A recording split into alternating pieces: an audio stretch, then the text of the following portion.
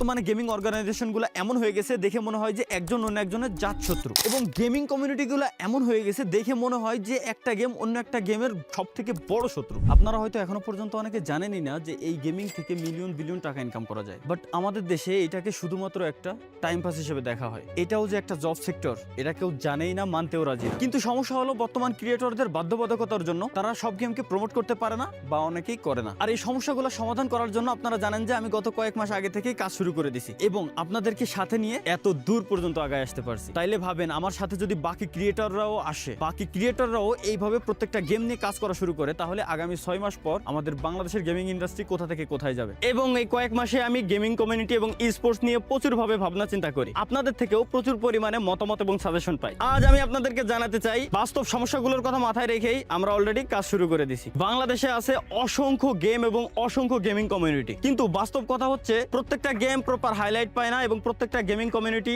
Proper highlight হয় না। অনেক গেমের ইভেন্ট খুবই সীমিত বা নিয়মিত হয়ই না। ঠিক এই অবস্থার কারণে প্লেয়ার, স্কোয়াড অথবা কমিউনিটি সবগুলো ধীরে ধীরে ধীরে ধীরে ধীরে পিছিয়ে পড়তেছে। অফিসিয়াল টুর্নামেন্ট বন্ধ, কন্টেন্ট ক্রিয়েটর কম, কমিউনিটি স্পটলাইট কম, এবং যার কারণে আমাদের ই স্পোর্টস এর বর্তমান এই দুরবস্থা। সমস্যা গেমে নয়, সমস্যা সিস্টেমে। যদি সঠিক প্ল্যাটফর্ম থাকতো, যদি নিয়মিত টুর্নামেন্ট হতো, আর যদি প্লেয়ারদের ভ্যালু দেওয়া যেত, তাহলে আমাদের বাংলাদেশ থেকেও ওয়ার্ল্ড ক্লাস প্লেয়ার বের হওয়া সম্ভব। বাংলাদেশি স্পোর্টস এর সবথেকে বড় সমস্যার মধ্যে একটা হচ্ছে সিন্ডিকেট। এটা হচ্ছে সবথেকে বড় সমস্যা। এই সমস্যার বাস্তব একটা রূপ আপনাদের সামনে তুলে ধরার জন্য একজন ভুক্তভোগীর রিয়েল ক্লিপ আমি আপনাদের সামনে উপস্থাপন করতে চাই। আসলে স্পোর্টস এর জন্য আমার অনেক কিছু করার ইচ্ছে ছিল, কিন্তু শুরুর দিকে আসলে আমি সেভাবে বুঝতাম না। তো আমি একটা টুর্নামেন্টের আয়োজন করি। ওই টুর্নামেন্টের আমি যখন রেজিস্ট্রেশন দিই, তখন এক ভদ্রলোক আমাকে নক দিয়ে বলে যে আপনি কমিউনিটিতে টুর্নামেন্ট দিচ্ছেন, আমাদেরকে কেন জানাননি। পরে আমি বললাম যে আমি তো আমার নিজের টাকা দিয়ে টুর্নামেন্ট দিচ্ছি, তা আমি আপনাকে কেন জানাবো, আপনি কি। সে তার পরিচয় এমন ভাবে দিল যে সে মনে হয় আনঅফিসিয়ালি অফিসিয়াল লোক, এবং সে বলল যে বাংলাদেশের সকল T1 টিম তার আন্ডার।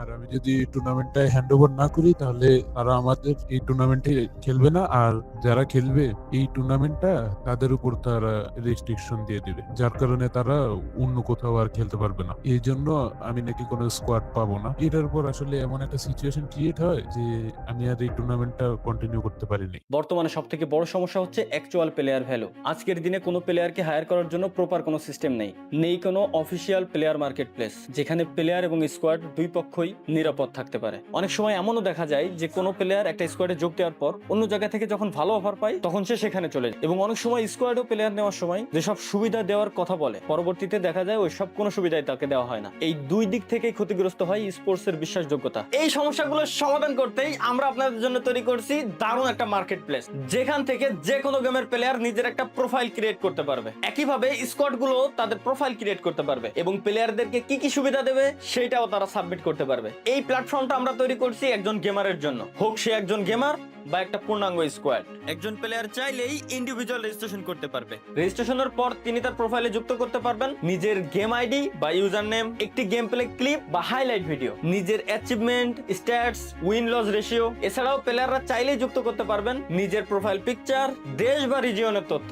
সবথেকে মজার ব্যাপার হলো এই প্ল্যাটফর্মটা কাজ করবে একজন প্লেয়ারের ডিজিটাল পোর্টফোলিও হিসাবে, যার মাধ্যমে টিম তাকে খুঁজে পেতে পারে, তাকে হায়ার বা ট্রেড করা যায়, এক বা একাধিক গেমে নিজের দক্ষতা তুলে ধরা যায়। স্কোয়াড বা টিম চাইলে টিম রেজিস্ট্রেশনের মাধ্যমে এক বা একাধিক প্লেয়ার যুক্ত করতে পারবে এবং একটি টিম প্রোফাইলে তারা পাবে সব প্লেয়ারের সংযুক্ত প্রোফাইল, পারফরম্যান্স সহ সকল ধরনের ডাটা। এই প্ল্যাটফর্মের অ্যাডভান্স সার্চ এবং ফিল্টার সিস্টেম ব্যবহার করে টিমগুলো খুব সহজেই খুঁজে নিতে পারবে স্কিল অনুযায়ী নির্দিষ্ট একটা গেমের প্লেয়ার অথবা নির্দিষ্ট দেশ বা রিজিয়নের প্লেয়ার। এছাড়াও সিকিউর মার্কেট প্লেস সিস্টেমের মাধ্যমে প্লেয়ার হায়ার করা, কোচিং নেওয়া এবং প্লেয়ার ট্রেডিং করা যাবে সম্পূর্ণ নিরাপদে। এই পুরো প্রক্রিয়ায় আমরা থাকবো মিডলম্যান হিসাবে। প্লেয়ার এবং স্কোয়াড দুই পক্ষের মধ্যে এগ্রিমেন্ট করিয়ে সবকিছু পরিষ্কার এবং স্বচ্ছ রাখা হবে, যাতে প্লেয়ার তার মূল্য না হারায় এবং স্কোয়াডও প্রতারিত না হয়। আমরা শুধু কথা বলিনি, আমরা করে দেখেছি কিভাবে প্লেয়ারদের সত্যিকারের ভ্যালুটা ফিরিয়ে দেওয়া যায়। মার্কেট প্লেস তৈরি করেছি যেন প্লেয়ার আর প্রতারিত না হয়। সিন্ডিকেটের গল্প তুলেছি যাতে সত্যটা চাপা না পড়ে। আমরা বলেছি ফুল ট্রান্সপারেন্সি, কোনো লুকানো সত্য না,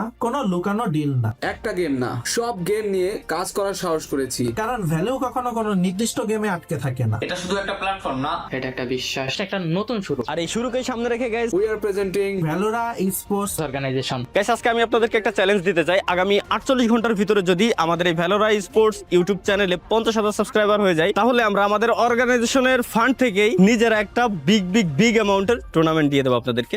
তো ধন্যবাদ গাইস এতক্ষণ পর্যন্ত সাথে থাকার জন্য। মাস্ট বি 50,000 সাবস্ক্রাইবার আগামী 48 ঘন্টার ভিতরে করে দিবেন।